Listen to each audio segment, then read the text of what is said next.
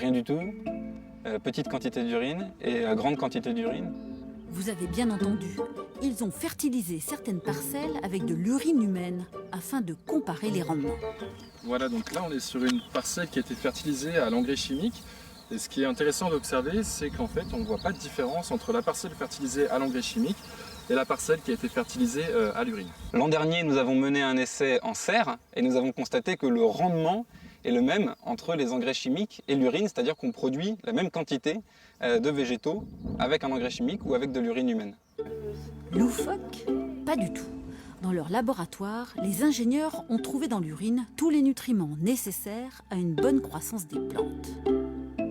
Azote, phosphore, potassium et puis aussi les oligoéléments, le calcium, le magnésium. L'objectif, c'est de récupérer les nutriments excrétés par le corps humain dans l'urine pour les utiliser en tant qu'engrais. Si on envoie l'urine, comme usuellement dans une toilette à chasse d'eau, avec un égout et une station d'épuration, on récupère peu de nutriments et on envoie un grand nombre dans les rivières.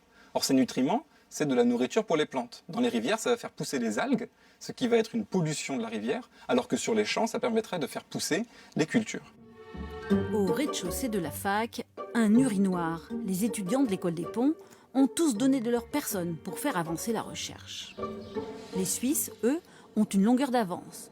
Ils ont vu qu'il fallait tout revoir. À l'école polytechnique de Zurich, ces bâtiments ont été entièrement conçus pour séparer les eaux usées.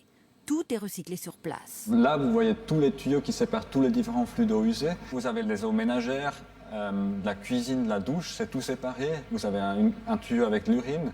L'urine est récupérée et filtrée pour enlever les éléments indésirables.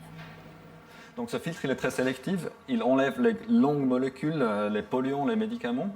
Mais les petites molécules, donc les éléments nutritifs, ils traversent ce filtre et puis on les récupère dans l'engrais. Purifié, concentré, le produit est conditionné.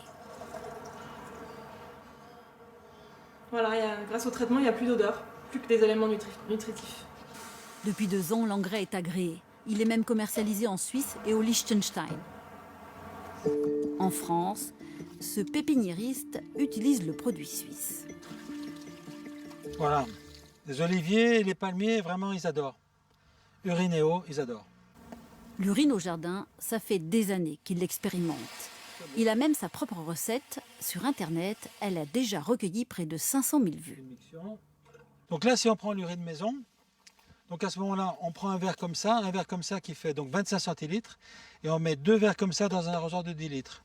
Avec ça, donc, on va arroser les plantes tous les 15 jours. Et ça suffit. Et ça suffit. Tout engrais, quel qu'il soit, brûle quand c'est trop concentré et trop fréquemment appliqué. Tous les grades, y compris les restes. Renaud Delose a réussi à convaincre la plupart de ses clients.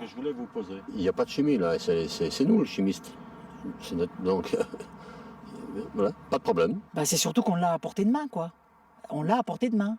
Donc c'est dommage de ne pas recycler. Moi je l'utilise, je pisse dans mon arrosoir. Expérimentée à grande échelle en Suède et en Allemagne, l'urine humaine obtient à moindre coût des rendements équivalents aux engrais de synthèse. Une solution crédible pour aider les agriculteurs à produire autrement.